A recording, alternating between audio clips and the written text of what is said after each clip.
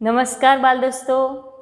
अगली वीडियो में हमने काव्य का गान किया और अब हम इस काव्य की इतनी शक्ति हमें देने दाता का पंक्तियों का बारी बारी से अभ्यास करेंगे। इस काव्य में कवि अभिलाष कहते हैं कि इतनी शक्ति हमें देने दाता, मन का विश्वास कमजोर होना, हम चले नेक रास्ते पे हमसे भूल कर भी कोई भूल होना। यानी कि यहाँ पे कवि अभिलाष यह कहना चाहते कि हे ईश्वर, हमें इतनी शक्ति दे कि हमारा तुझ पर से जो विश्वास है वो कभी डगमगाए नहीं। हम हमेशा तुम पर भरोसा करते रहे, हम हमेशा नेक यानी कि अच्छाई के रास्ते पे चले और कभी गलती से भी हमसे किसी प्रकार की भूल न हो, ऐसी कामना कवि ईश्वर से करते हैं। यहाँ पे हम साथ ही समानार्थी शब्द भी देखेंगे। शक्ति, शक्ति यानी कि ताकत और बल।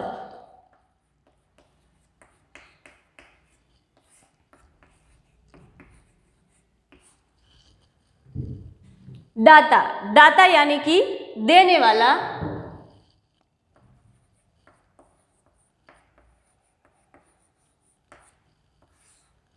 साथ ही विलोम शब्द भी देखेंगे। शक्ति का विलोम शब्द होता है अशक्ति, कमजोर, निर्बल।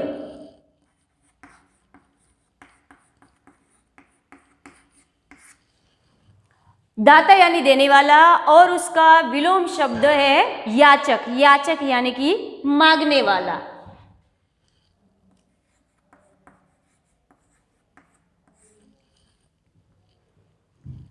आगे शब्द है विश्वास, विश्वास यानी भरोसा, यकीन।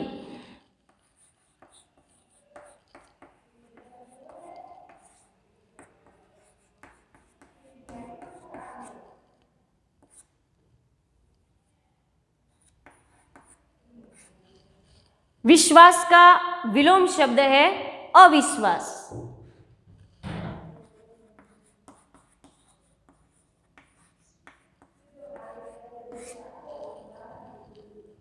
कमजोर, कमजोर यानी निर्बल।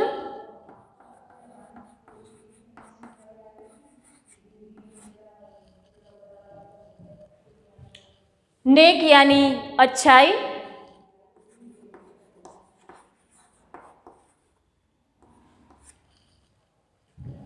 भूल, भूल यानी कि गलती।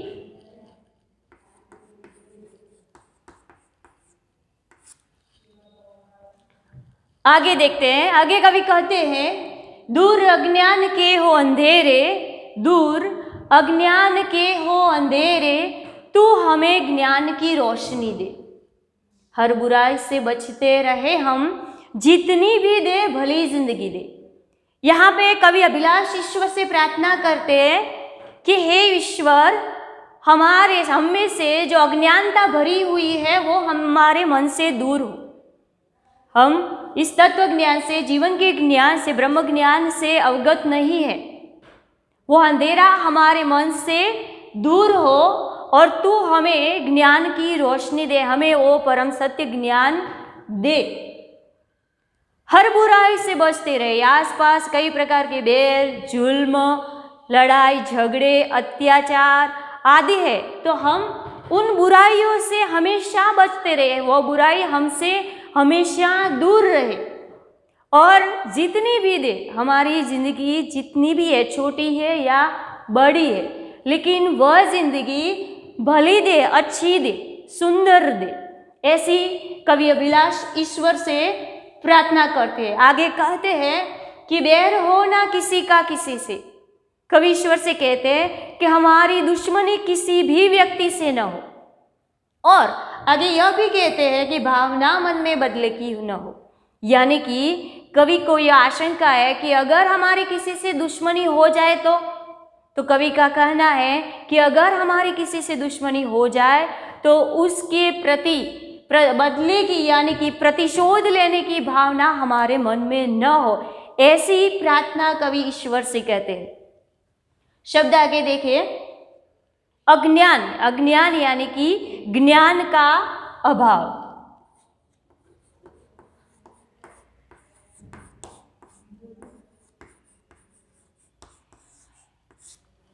अज्ञान का विलोम शब्द होता है ज्ञान।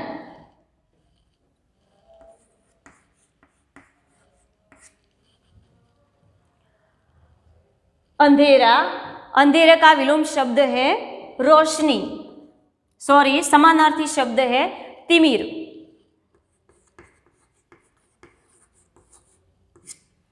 और अंधेरे का विलोम शब्द है रोशनी।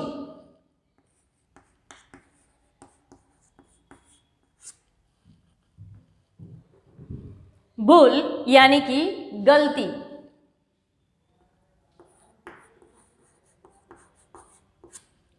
बैर यानी दुश्मनी।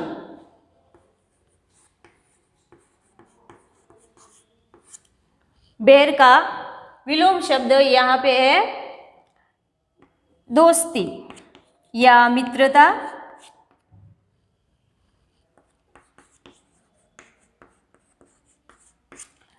विलोम शब्द में भली बुरी और दूर का पास। आगे देखते हैं, आगे कवि कहते हैं हम न सोचे हमें क्या मिला है, हम न सोचे हमें क्या मिला है, हम ये सोचे कि किया क्या है अर्पण।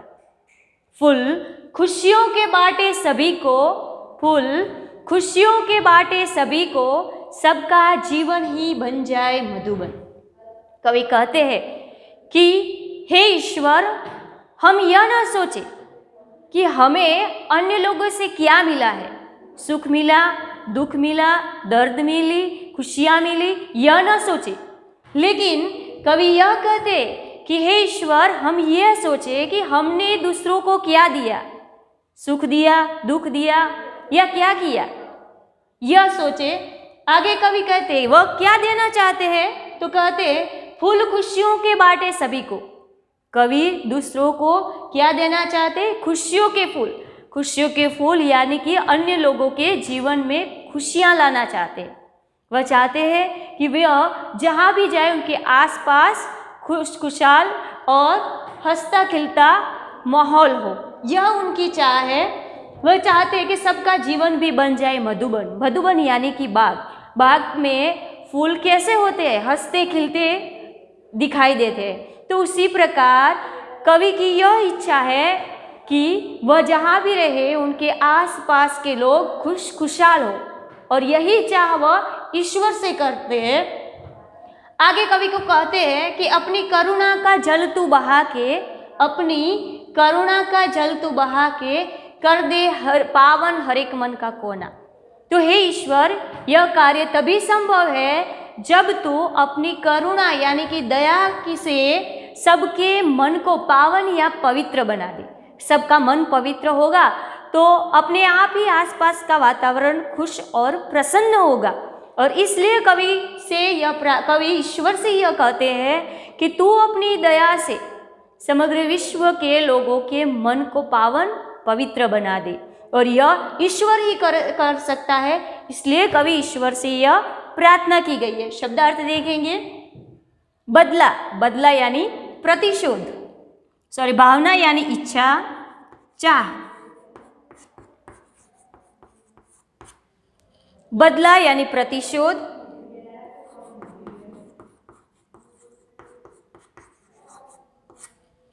अर्पण यानी समर्पित,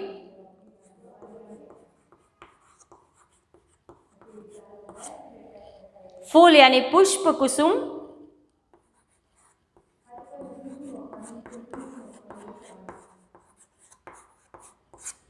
फूल का विलोम शब्द होगा कांटे,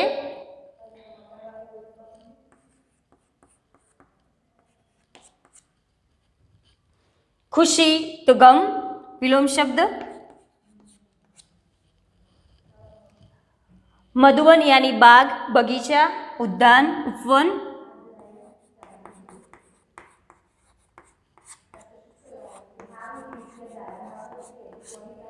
करुणा यानी दया, कृपा, जल यानी नीर पानी,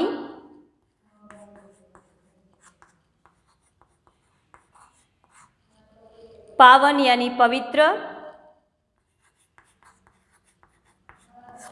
और पावन का विलोम शब्द मलिन।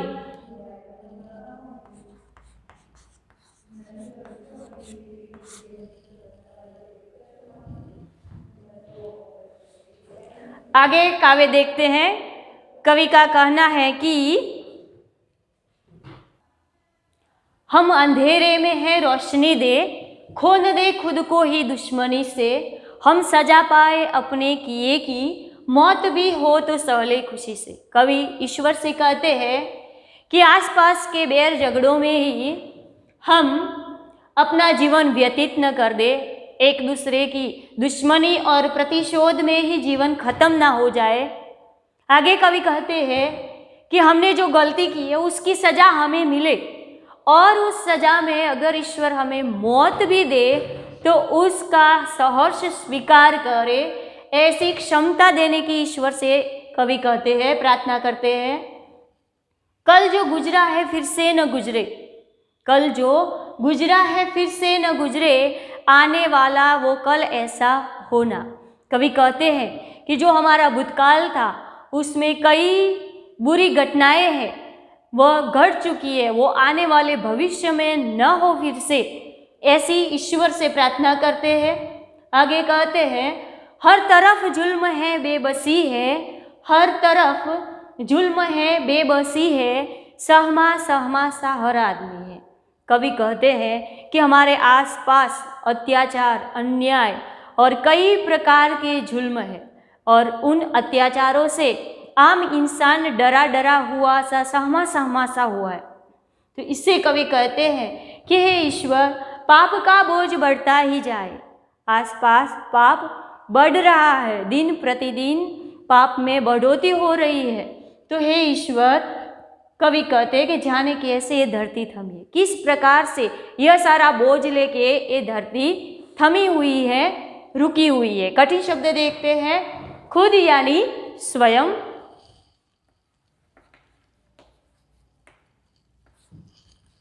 सजा यानी दंड, सजा का विलोम शब्द होगा तोहफा, पारितोषिक।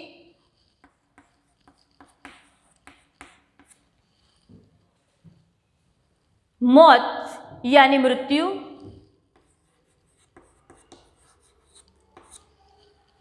गुजरा यानी बीता हुआ,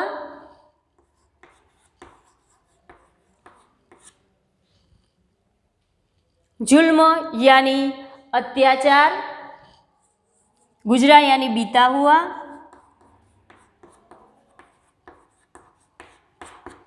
भूतकाल भी कहते हैं, जुल्म यानी अत्याचार,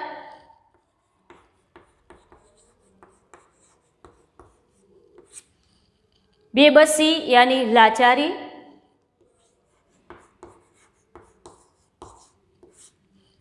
बोझ यानी भार, धरती यानी धरा, पृथ्वी, थमी हुई यानी रुकी हुई। आगे कवि कहते हैं कि बोझ ममता से तू ये उठा ले। कवि ईश्वर से प्रार्थना करते हैं कि आसपास जो जुल्म है इतना बढ़ गया है कि यह सोचते हैं कवि कि किस प्रकार से ये धरती ये सारा बोझ लेके थमी हुई है। तो कवि ईश्वर से कहते हैं कि हे ईश्वर, यह सारा बोझ तू वह अपनी करुणा से, ममता से उठा ले, तेरी रचना का ही अंत होना। तो ये सारा बोझ उठा ले। कवि को यह डर है कि समग्र सृष्टि खत्म ना हो जाए, ईश्वर की यह जो रचना है वो अपने बैर झगड़े और इसमें ही खत्म न हो जाए, इसलिए कवि अभिलाष ईश्वर से यह प्रार्थना करते हैं। ममता यानी प्रेम, वात्सल्य, रचना यानी यहाँ पे ये सृष्टि की बात की गई है, इसलिए हम लेंगे सृष्टि, ईश्वर की बनाई हुई। अंत यानी नष्ट, विलोम शब्द अपने तो पराए, कल तो आज विलोम शब्द, पाप का विलोम शब्द है पुण्य, अंत का विलोम शब्द है आरंभ। तो बाल दोस्तों, इस तरह से हमने काव्य का गान भी किया, उसका बारी बारी से समझूती प्राप्त की। आपको इसका मटेरियल दिया गया है, आप इसमें दी गई सूचना के अनुसार काव्य कंठस्थ भी करना है और उसमें प्रश्नों की समझूती भी लेनी है। अस्तु।